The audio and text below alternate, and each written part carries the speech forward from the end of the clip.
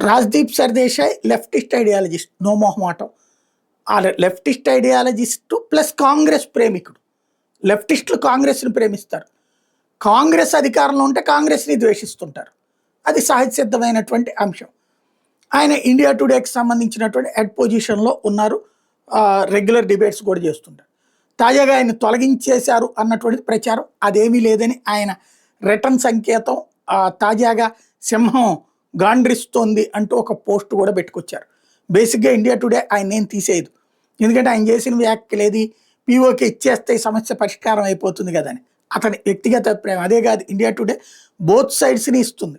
ఖచ్చితంగా బ్యాలెన్సింగ్‌గానే వెళ్తుంది. సైడ్ తీసుకోదు.